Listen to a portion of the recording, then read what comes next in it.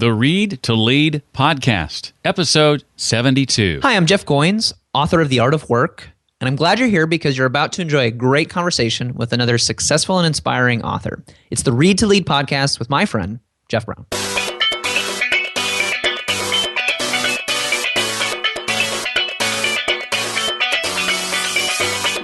Connectional intelligence is something that's not just for extroverts. It can be really harnessed by both introverts and extroverts, but it manifests in different ways. Welcome to the Read to Lead podcast with Jeff Brown. Jeff believes that if you desire to achieve true success in business and in life, then consistent and intentional reading is a must. The Read to Lead podcast will not only help you narrow this ever-important reading list, but also bring you key insights and valuable feedback from some of today's most successful and inspiring authors. And now, here's Jeff. Thank you so much for being here. This is the podcast dedicated to your personal and your professional growth. I sit down with a successful and inspiring author each week, and we talk about his or her latest book. And depending on their area of expertise, topics like leadership, personal development, career, marketing, business, and entrepreneurship. And in today's episode, we're going to be talking with Erica Dhawan, co-author of Get Big Things Done, The Power of Connectional Intelligence. I'll be asking Erica about what connectional intelligence means and what the process looks like, why she believes that connectional intelligence can be practiced by anyone, the power of not just sharing problems, but designing them in such a way that many people want to pitch in and solve them, and quite a bit more. If you're anything like me and not able to read as many business books as you would like, maybe business book summaries is the answer. Check out our sponsor, Blinkist, at readtoleadpodcast.com/Blinkist. And when it comes to learning online and at your own pace, today's sponsor makes it really, really easy. Find out more about Linda's free 10-day trial at readtoleadpodcast.com/Linda with a Y. Erica Dhawan is the founder and CEO of Contential, a global consultancy that accelerates the connectedness of employees, teams, customers, and clients. And through keynote speaking, training, and consulting, Erica teaches business leaders and companies innovative strategies to create increasing value for customers and clients, deliver sustainable results, and ensure future global competitiveness. She writes for Harvard Business Review, Forbes, Fast Company, and the Huffington Post, and she is the co-author of Get Big Things Done, The Power of Connectional Intelligence. Well, Erica, welcome to the Read to Lead podcast. We are so excited to have you here. It's wonderful to be here, Jeff. Well, I thought we would start off by having you define this term that you and your co-author have coined called connectional intelligence. Yeah, sure. So in the book, we describe a rising force that we call connectional intelligence, which we define as the ability to combine knowledge, ambition, and human capital, forging connections on a global scale that create unprecedented value and meaning. So we've all heard of IQ as basic knowledge. And about 10 to 15 years ago, emotional intelligence came to the scene both as a leadership tool and for organizations to build cultures of emotional intelligence. And in today's world, for the first time in history, being hyper-connected, we believe there's actually a third way, which we call connectional intelligence, which has always existed actually in history from great scientists and inventors such as Ben Franklin and Leonardo da Vinci. But today, the scale, depth, and breadth of our connection has radically changed. And it's allowed anyone to think and act in revolutionary new ways, to drive and build communities differently, to mobilize resources, to spark new types of curiosity, and to have courage to connect in ways that were not possible just even 5 years ago. So we're really describing that force and sharing how anyone and everyone can really harness this force of connectional intelligence to get big things done in their life, in their community, and their world. Well, the book includes, as you hinted, a number of real-world examples of this, some of which we'll get into in a moment. But the book is more than just a who's who or a top 10 list, right, Erica? I mean, anybody can do this ultimately. Absolutely. You know, what we've seen is actually, the book really highlights how individuals are using this, but also the underdog, I think. And what we've seen, we have stories ranging from a pumpkin farmer to a plumber to a 29-year-old CEO and beyond, that you don't have to be rich or successful or even a business person to use connectional intelligence. What you really need is the ability to make smart connections and build off of them. And what we saw is that many of the people that had really high connectional intelligence, they just had an idea or a passion, nothing else. But what they did is they opened themselves up to other people, resources, and ideas in a way that transformed what they thought was possible. And then they actually took ownership and made it happen. And it was those ingredients that really has led to some of our greatest connectional intelligence that we've seen in today's world. Well, as you dug into the data and began to do your research for the book, were there some initial discoveries maybe early on that surprised the two of you? There absolutely were, and we really tried to be connectionally intelligent about how we wrote the book, and so we spent a lot of time with people from all walks of the map. And I would say one of the most interesting things that we uncovered is that connectional intelligence is something that's not just for extroverts. It can be really harnessed by both introverts and extroverts, but it manifests in different ways. And actually, introverts, when using connectional intelligence, it really holds a key in how they can actually get their ideas across. Because what we're talking about is that each of us really have skills to connect. And when we talk about connecting, we're not talking about just connecting with people. We're talking about connecting with ideas and resources. And what we found is that sometimes there were introverts that were able to connect with large groups and get their ideas out there, but behind a blog or a Twitter feed or a YouTube channel, right? Or there were smaller, more intimate communities that are created now through different sites, through different communities that are changing the landscape of how ideas get heard and ideas get noticed. So we found that there are different ways that are manifested, but it's really powerful and beautiful in how introverts have leveraged connectional intelligence, which is, I think, something that where introverts were left out of a conversation in the past that was primarily about networking with people. Well, connected to that, what's the difference, as you define it, between someone who is, say, great at networking versus someone who you would call a true connector? Yeah, so I love this question, Jeff. Well, first, let me define the two. We've heard of networking, and networking is really about building relationships and creating connections with people. That's how it's been defined. And a connector is, actually 10 years ago, Gladwell coined really on a major scale the term connector. And he used it when he described three personality types that play a central role in the creation of social epidemics: the mavens, the salespeople, and the connectors. And, a lot has changed since Gladwell coined this 10 years ago. And that, although what he talked about is there's these three types of roles, I think today, to be successful, everyone is a connector. And they're a connector whether they have to start a social movement or get their product noticed. And what a connector really is it's someone who's really the hub of connections. So it's not just about having lots of relationships with lots of people, which is sort of like I have 5,000 Facebook friends. It's really, I'm the hub. I'm creating introductions. I'm a central hub of many different forces.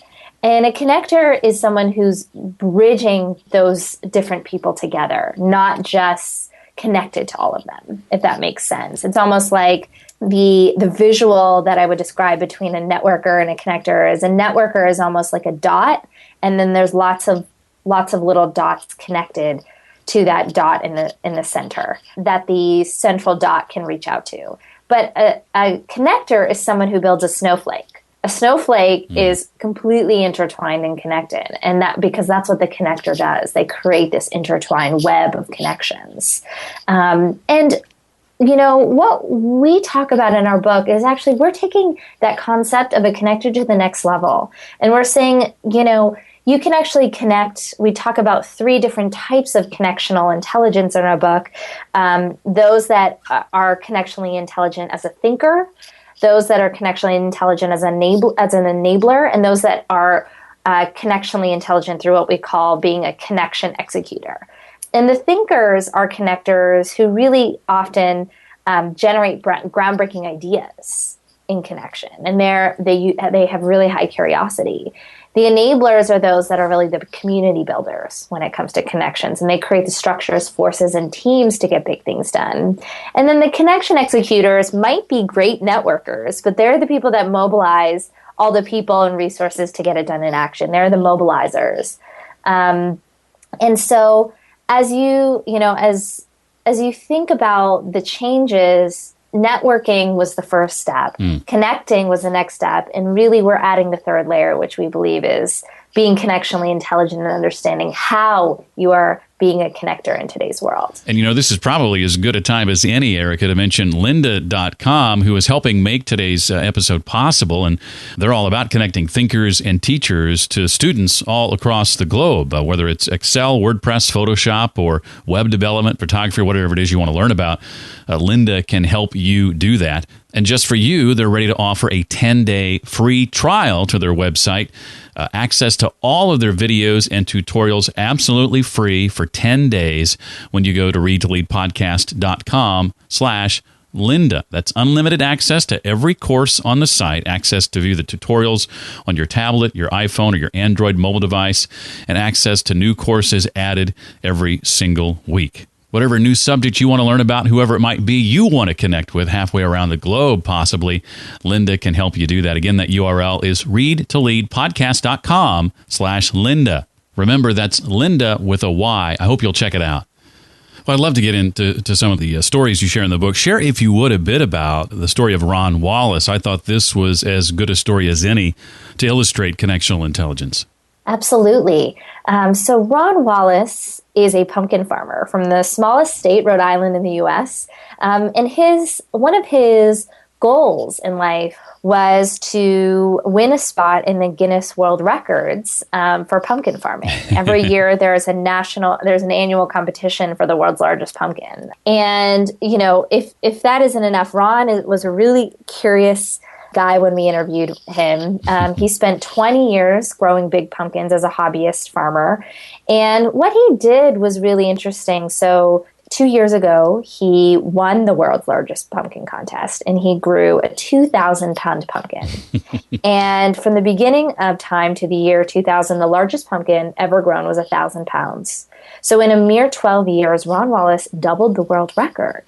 And the question is, how did he do it? And what he did is he used his connectional intelligence. He spent years finding out everything he could about every industry, in fact, related to his passion. So he studied potato farming, soil science, how funguses work. He learned everything he could about growing pumpkins, following fruit and vegetable growing, and then began collating data from everywhere he could.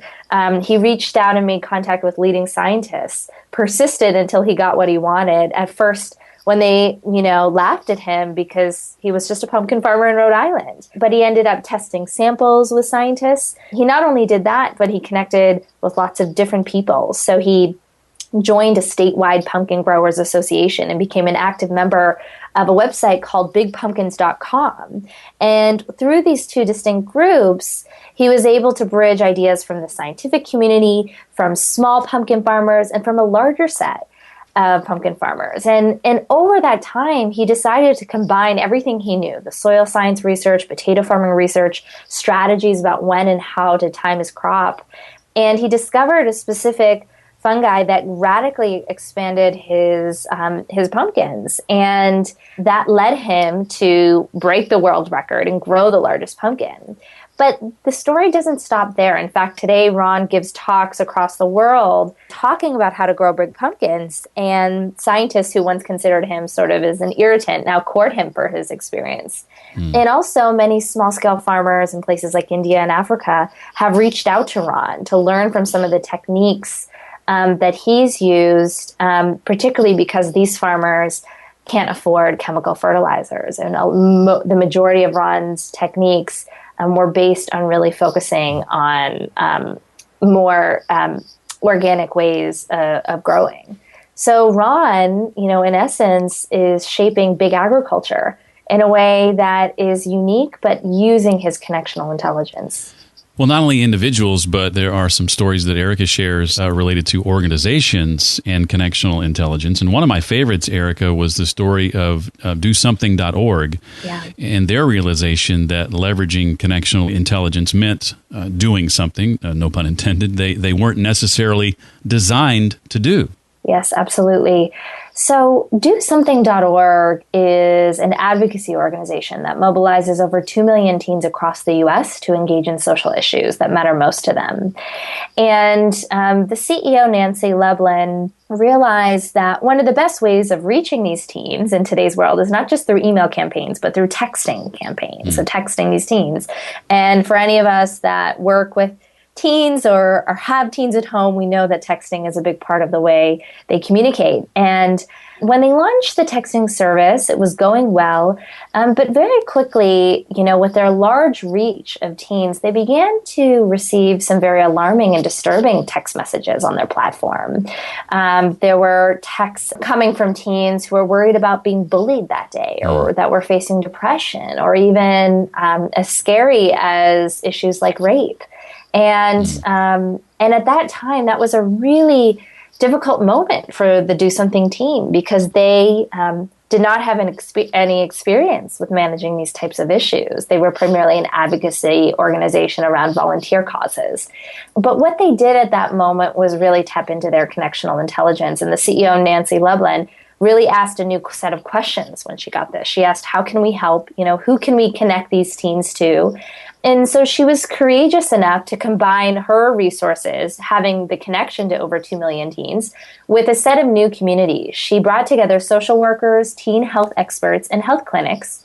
And in partnership with Do Something, they created something called Crisis Text Line, which is a texting hotline for teens in crisis. But she didn't just stop there. She also asked these other communities who else could benefit from this data now coming in through Crisis Text Line. And today, over 1 million messages have been transferred through Crisis Text Line. What's happening is now communities are now mobilizing and leveraging the Crisis Text Line data to create the first real-time database on teens and their troubles, using this data to reach new communities like public policy officials, school administrators, and educators to understand issues like, did you know at 3 p.m., your school has a bullying problem? Or teens in El Paso, Texas, are 3 times more likely to have depression than teens in Chicago, Illinois. And this data now is being unleashed through a platform that Do Something has now created called Crisis Trends, which is allowing the crowd to have access to this data, looking at by day, by week, by state, to begin to analyze how it could be used by researchers, by journalists, by public policy professionals, and beyond. So what I love about this story is that, sometimes connectional intelligence is something you use to get big things done, like Ron Wallace, who was very clear that he wanted to grow the world's largest pumpkin. But sometimes connectional intelligence is a matter of being open to act in a shifting landscape when it just occurs. And that's where the story of Nancy Lublin and the organization of Do Something really took a moment and created an opportunity. Well, if you wouldn't mind, I would love to dive in a little bit to one more story. One of my favorites was the story of, and I hope I get the name right here, Sugata Mitra. Yes. And his kiosks, third world kiosks in many cases, and how they dramatically are helping to change how we think about education in other parts of the world.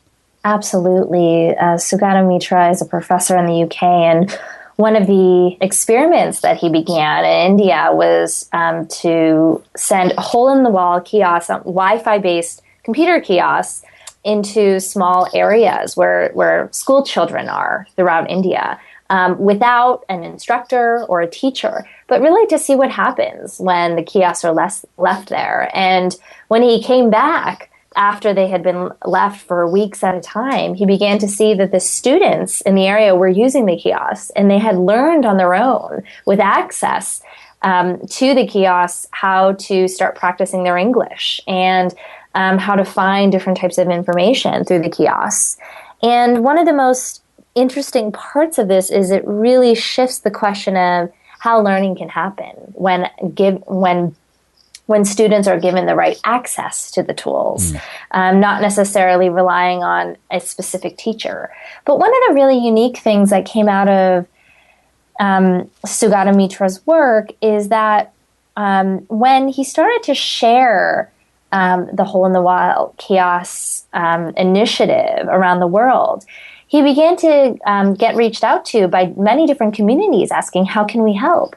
And there was one specific community, it was a group of grandmothers in the UK who said, we love this initiative, how can we help?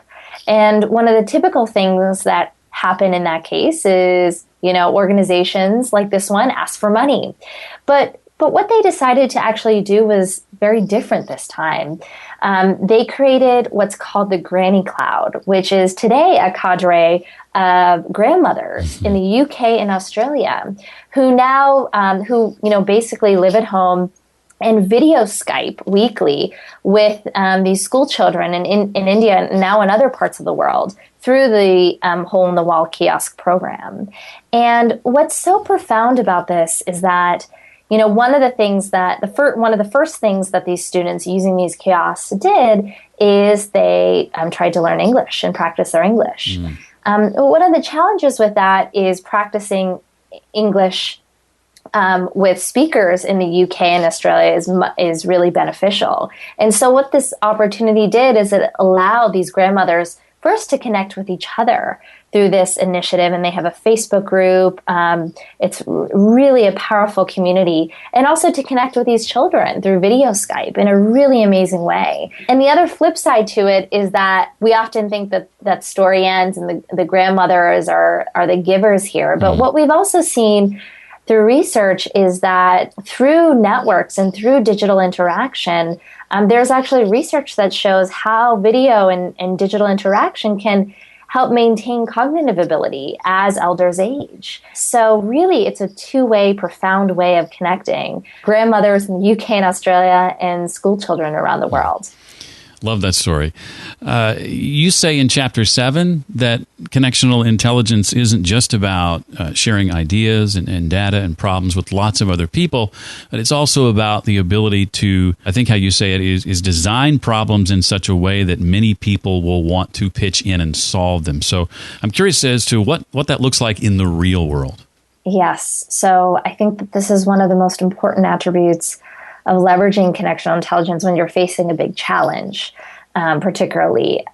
So, what we found in our research is that some of the greatest forms of solving a problem when connecting to a large crowd weren't necessarily just about crowdsourcing. So a lot of people talk about the power of crowdsourcing and leveraging the crowd, and I think it's incredibly important. But I think that underneath that, you can, connect with a larger crowd, but you may or may not get a big result. But one of the nuances to add on to that is designing a way for people to be engaged and excited and feel like they're pitching in a much deeper way. And one of the key ways that we've seen that emerge is through gamification. And one of the examples that I think will help bring this to light is a game that was created recently called Folded. It was created a couple of years ago by a group of computer scientists that were involved with the work related to protein folding, which is a very rigorous process.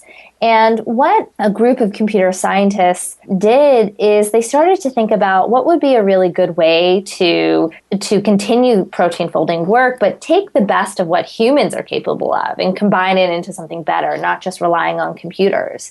And so what they did is they created a game called Folded, which allowed humans online to see how proteins fit together in a way that computers just can, and to actually play a game as if they are folding proteins. And today, hundreds of thousands of people have played the game. In the early days, with just over 200,000 players of the Folded game, they created a wiki and they created several chat rooms to engage gamers to discuss their favorite strategies, to share tips, to benefit the group. And what began as just protein folding is really done by large machines, now has engaged so many citizens in a really powerful way. Even just during the Ebola crisis, an Ebola game was created. And, people are playing it across the world. And I think when we really design problems where people can pitch in, in small bits, it really creates a much larger change in how we can solve a problem or create a new opportunity. Well, much of what we've talked about today stems from part 1 and part 2 of the book. Book is in 3 parts. Before I move on to some questions not directly related to the book, Erica, is there anything else from the book you'd like to make sure we know about? I would say that you just mentioned it, Jeff. So part 1 and part 2 of the book really walk through stories from all across the map of how individuals are leveraging and using connectional intelligence to get big things done. Part 3 is what we call the handbook. It puts it all together, and we have tools in there like a quiz, a guide, questions to ask yourself, and a work plan. So you can take these ideas and you can help achieve the big thing that you want to get done. So we really urge you, when you see the book, to really dive into part 3 and take these ideas into action. Well, I want to ask you a question I ask of every guest, and in that this is the Read to Lead podcast, I always like to ask each guest to name for us a couple of books that you've read or are currently reading that have impacted you, and maybe share how or why they've impacted you as they have. Yeah, absolutely. One of my favorite books that I read more recently, because there's so many books, is Choose Yourself. Choose Yourself is by James Altucher, and it's a powerful book because what I love about it actually is, I've read a lot of personal development books, but this is written by, sort of a no BS serial entrepreneur who's talking about, how you choose yourself in today's world and how you step up and realize that you matter and your ideas matter. And it's really a book that's all about execution and getting, making things happen. And I think it's more of a personal book. But I think it's such a great tie-in to our book, Get Big Things Done, because it really is about, you have to start with the personal journey to affect a larger group. And, I'd say another one of my favorite books is fiction. It's a book called Americana by Chimamanda Ngozi. And Chimamanda is an amazing author.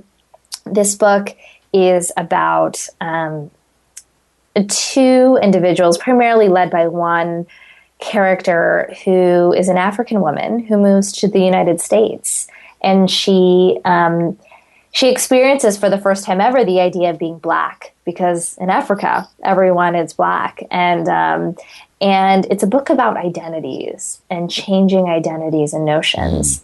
And I think that as we live in a more interconnected world, a more globally connected world, this form of identities are shifting and changing, and they're changing for all of us. And I think it was just a really powerful read that I think helps me continue to reflect on how our identities, our histories shape us, in whatever environment or community we're a part of in that moment.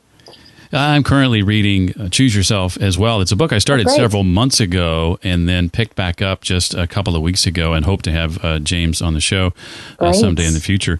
Another one I will throw out to you that you may not be aware of, his wife has just released a book called Become an Idea Machine, because ideas are the currency of the 21st century. I just picked that up the other day. I haven't started it yet, but I hear fantastic things about it. So that's one I'll pass along to you as well. Sounds great. Thank you for that, Jeff. Well, in addition to reading, I believe that the ability to effectively share your ideas in public plays a major role in the level of your success and speed of your success. Be curious to know, as somebody who does a fair amount of public speaking, Erica, what are some of your tips for delivering a meaningful and a memorable public talk? Yeah, so I would say speaking is really about storytelling. And a lot of people talk about this. I think it's interesting. My most powerful talks when I've spoken, whether it's about the book or just about my thought leadership or, my work related to millennials beyond, has been when I've spoken from the heart. It wasn't memorized or planned. And, I always have talking points, and I think about what I'm going to say, and I write down ideas, but I never stage a speech. I always think about what are the big things I want to share, and I may or may not have slides, but I think it's actually about when people really feel like they're talking to you, right? Like they're in a conversation with you. They feel much more connected, and at the root, it is about connection. So I would say both the idea of storytelling and leveraging stories, both from what you've seen and from your personal life. And also this idea of like not over preparing, I think has allowed some of the best speakers to be as successful as they are. So would it be fair to say that standing in a room in front of a bunch of people, you're maybe more thinking about making a connection one person at a time? Yes. Okay, good. Yes. Good. I like that. 100 years from now, Erica, what do you hope to be remembered for? Wow. For being a dreamer and a doer, for being both. I think that's what the world needs. And sometimes I'm much more of a dreamer. And at that point, I'm going to be connectionally intelligent enough to partner with the doers, I know. And sometimes I'm a doer and I'll know when to partner with the dreamers. And so I think by doing that and building communities, that can cultivate both. Good. Well, finally, what is next on the horizon for you? What are you working on now that you're excited about and that you can share? I'm about to get ready for a big Get Big Things Done book tour. So that's big. I'm traveling to 10 cities across the U.S. And I'm thrilled to spark and build communities around this book that can leverage connectional intelligence. And, I'm also really committed to growing my work in this field, really helping organizations leverage connectional intelligence as a concept to develop in their people. So I do a lot of training and workshops and consulting work around that. And I'm excited to see what emerges. I really believe that when used well, this can be a powerful force, not only for large companies, but also for nonprofits, for the public sector, for the medical world. And so I hope to begin, and be on that journey also with my co-author, Saj-Nicole Joni, to step into that and see what's needed most. And did you also want to mention something related to promotion surrounding the book as well?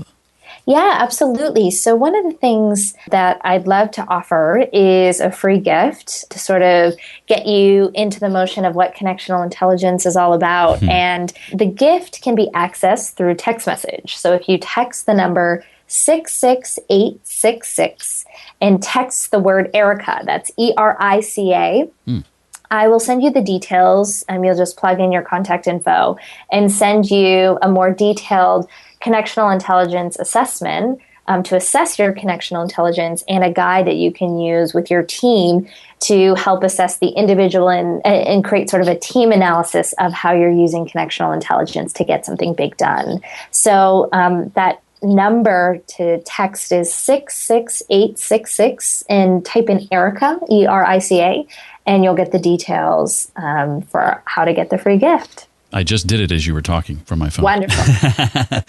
Well, Erica, it has been a pleasure to have you on. Thank you so much for giving of your precious time to us today. We're excited to have had you as a part of the Read to Lead podcast history. Thank you so much again. Remember that special offer Erica mentioned. You can text her name, Erica, ERICA, to 66866. For the links referenced in today's conversation, the books that both Erica and I recommended, and to leave your feedback, simply go to the show notes page for today's episode. That's readtoleadpodcast.com/072 for episode 72. I want to remind you, too, that I'll be releasing a bonus episode in March 2015 with last week's guest, Jeff Goins, author of the book, The Art of Work, A Proven Path to Discovering What You Were Meant to Do. But in the case of this bonus episode, it will be you that's asking the questions. Take advantage of Jeff's expertise and promote your website at the same time. Plus, get yourself in the drawing for 3 books from previous guests here on the show. To leave your question for Jeff right now, just go to readtoleadpodcast.com/question. Well, that wraps up another episode. I look forward to seeing you next time for the Read to Lead podcast. Thanks so much for listening to the Read to Lead podcast. As a subscriber, we challenge you to be more than just a passive listener. Become a vital member of the community. Visit us on the web at readtoleadpodcast.com. Until next time, remember, leaders read and readers lead.